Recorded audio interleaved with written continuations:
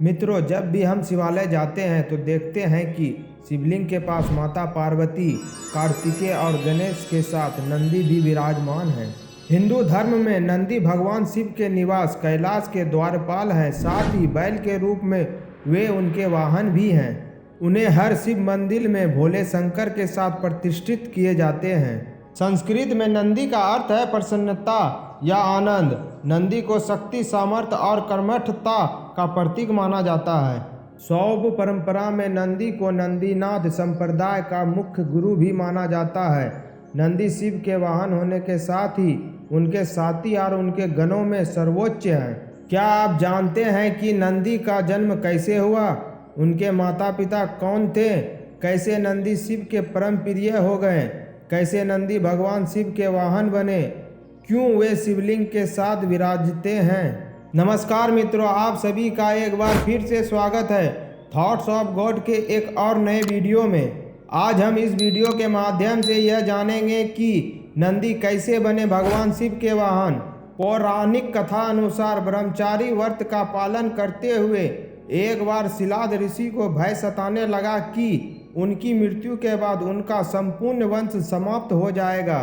वह एक शिशु को गोद लेना चाहते थे, लेकिन वे चाहते थे कि जिस शिशु को वह गोद ले वह आध्यात्मिक हो तथा उस पर भगवान शिव की विशेष कृपा और आशीर्वाद हो। अपनी कामना की पूर्ति के लिए उन्होंने भगवान शिव का कठोर तप प्रारंभ किया। कई वर्षों तक वे तप में लीन रहे, जिससे प्रसन्न होकर भगवान शिव उनके सामने प्रकट हुए और उनसे वरदान मांगने को कहा। शिलाद ऋषि ने पुत्र प्राप्ति का वरदान मांगा।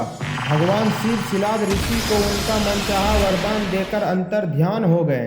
भगवान शिव के अंतर ध्यान होने के बाद शिलाद ऋषि ने जब अपनी आंखें खोली तो उनकी गोद में एक शिशु था। उस शिशु के चेहरे पर एक अलौकिक तेज था।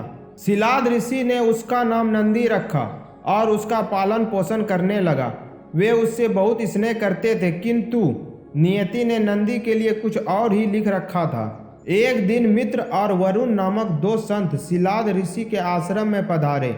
शिलाद ऋषि ने उनका खूब आदर सत्कार किया।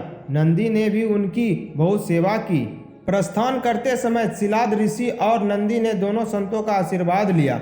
संतों ने शिलाद ऋषि को दीर्घायु और खुशहाली का आशीर्वाद दिया, किंतु जब नंदी को आशीर्वाद देने की बारी आई तो उनके माथे पर चिंता की लकीर खिंच गई। शिलाद ऋषि ने यह तुरंत भांप लिया।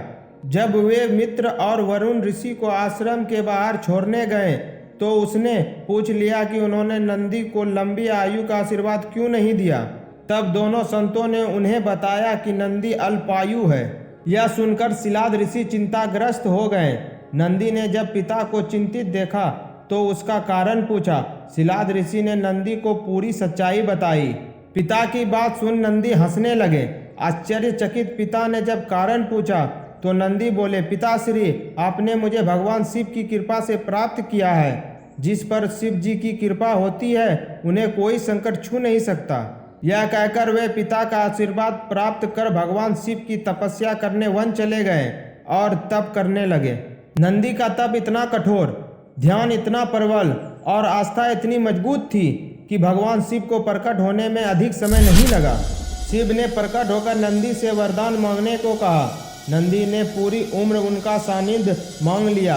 तब शिव ने उन्हें बैल का चेहरा प्रदान कर अपने वाहन के रूप में स्वीकार किया। अपने घरों में सर्वोच्च स्थान प्रदान किया। शिव के आशीर्वाद से नंदी मृत्यु के भय से मुक्त होकर अजय अमर हो गए। भगवान शिव ने गणों के अधिपति के रूप में नंदी का अभिषेक करवाया। इस तरह नंदी नंदीश्वर हो गए। भगवान शिव ने नंदी को वरदान दिया था कि जहां उनका निवास होगा वहां नंदी का भी निवास होगा। माना जाता है कि तब से शिव मंदिर में शिवालय के साथ नंदी की भी स्थापना की जाती है। नंदी विवेक, बुद्धि और ज्ञान के प्रतीक है। उनका हर क्षण भगवान को समर्पित है। वे मनुष्य को शिक्षा देते हैं कि वे अपना हर क्षण परमात्मा की सेवा में अर्पित करें, ताकि वे भगवान की कृपा के पात्र बन जाएं।